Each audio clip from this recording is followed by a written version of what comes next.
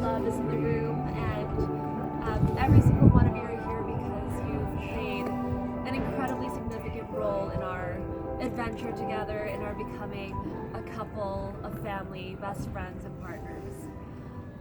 So we wanted to raise a glass to everyone and say cheers. Thank you for your friendship, your love, and for supporting us as we become better versions of ourselves with each other and with all of you. We love you guys so much. From the bottom of our Love you too, bro. Cheers. And so, as you all know, we decided to keep it simple and basically elope. We had a new development in our celebration over the past 2 weeks. So instead of going to the county clerk's office like we were planning, we're actually getting married right now in front of you by our very, very good friend Marcus, our dear friend Marcus, who has offered his time and his love. So thank you for being a part of this with us. Thank you, Marcus. I'm gonna have to separate No. you for a second. Oh yeah.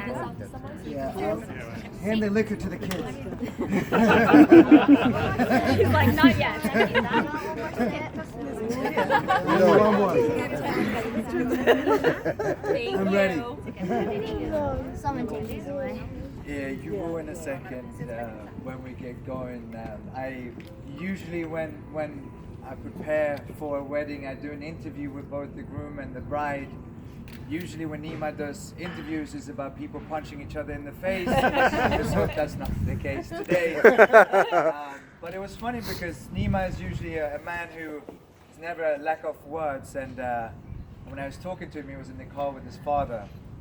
And I could tell how uncomfortable he was talking about love and his wife to be in front of his father, until we started speaking about Erin.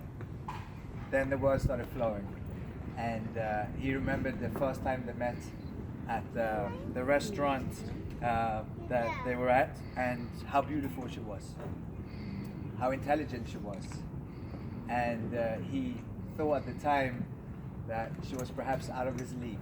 And I think a lot of his friends still feel. Erin, on the other hand, found him very smart and charming. She realized later on that she had missed some of the cues. She ordered trout. Nima hates trout. But he's very diplomatic. And she realized later on that he is a master diplomat. He will always be able to find a way of talking around it. And now she knows that he doesn't like trout. At first, she thought that Nima was a womanizer, but she realized with time that he was the kindest man that she had ever met. As we pay our respects to the parents of the bride, Ken and Sosu, as well as the parents of the groom, Miraj and Meshi Safapur, they too can attest to how coincidences a lot of times shape lives. It was one of these coincidences that brought Erin to Los Angeles, which made this forever after story possible. And I think the parents can also attest to how important in marriage communication is.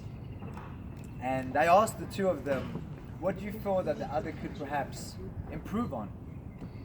And when I asked Erin, she said nothing. And the reason why is because the two of them have grown together and evolved together to become one. When I asked Nima, however, he said that the two of them share something in common, which is they have a little bit of OCD. And now they throw OCD parties together. Which is something I certainly never heard of before myself, but I love the half full, the glass is half full type of a mentality. And at the end of the day, the only thing that matters is what makes you two happy. Nima loves how empathetic, smart, family-oriented Erin is.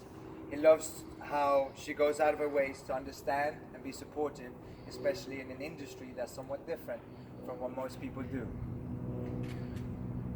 He loves how resourceful she is and how similar her core family values are, and how she always tries to understand a situation from the other person's perspective.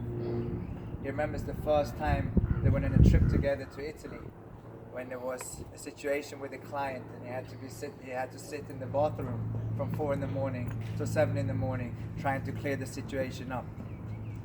But I think both myself and many people here wonder if that client is in the room today. Erin said of Nima that he's the kindest person that she's ever met. Without prompting, both in spirit and with what's his. Never premeditated, always with kindness and so freely. She didn't know what she was looking for necessarily, but now when she has it, she can't do without it. So,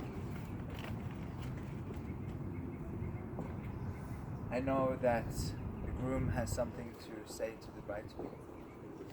Good, so now looking down. And I love you very, very much. I knew from the first week that we met that I wanted to spend the rest of my life with you. The very first week. I knew it certainly. And somehow you showed me over the course of the last year and a half that you can surpass certainty, and I never knew that you could do that. I love your kindness and your understanding and your empathy for others. I'm so excited to share my life with you, to create a new life together, and I'm just so lucky and fortunate that we found you. I love you very much.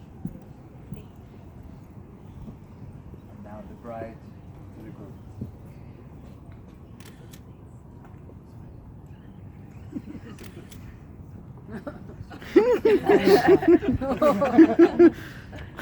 Nima surprised me by memorizing his vows after he cheated. Nima, I have always been blessed with loving family and fiercely loyal friends and all the opportunity in the world. But when you came into my life, I realized that I needed a superhero to come and rescue me. You saved me from self-doubt and manufactured fears of being the best version of myself. With you, I feel that I can be whoever and whatever I dream of being. And as I continue on this journey of growth and being loved by your side as your wife, I will try my very best every day and every moment to enrich your life the way that you have mine, in big ways and in small ways, every opportunity that I can. I can't wait to laugh with you, to travel with you, and to make you into a happy, fat old man with home-cooked meals forever, I promise. And above all, it will be an honor and a pleasure to cherish our families together, both our current ones and the ones in our near future. And to do so, it will be an honor to carry on our unique brand of love and friendship and our unimitable way of sharing that with the world. I love you. Like the French actress Simone Signoret said, chains do not hold marriage together. It is the threads, hundreds of tiny threads, which sew people together through the years. And I believe I speak for all of us when I say we look forward to seeing you create your threads, which will weave your lives together. So, Nima, repeat after me. If you have the ring ready.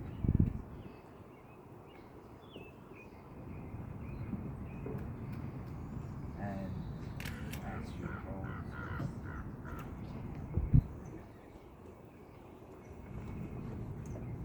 if you hold the hand, and as you put the ring on, be after me. I, Nima Safapur, I, Nima Safapur, take Erin Stone take Aaron Safapur as my lawful wife to heaven to hold. as my lawful wife, to love and to hold, From this day forward, for better or for worse, from this day forward, for better or for worse, for richer or for poorer, for richer or for poorer, in sickness and in health, in sickness and in health, to love and to cherish, to love and to cherish, until death do us part. until death do us part.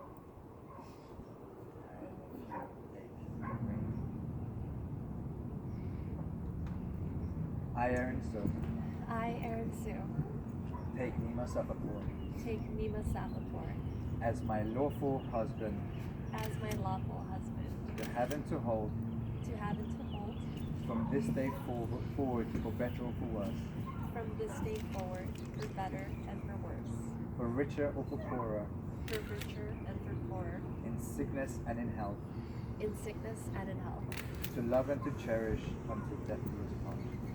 to love and to cherish until death do us part. By the powers vested in me by the state of California, I hereby declare you husband and wife. You may now kiss the bride.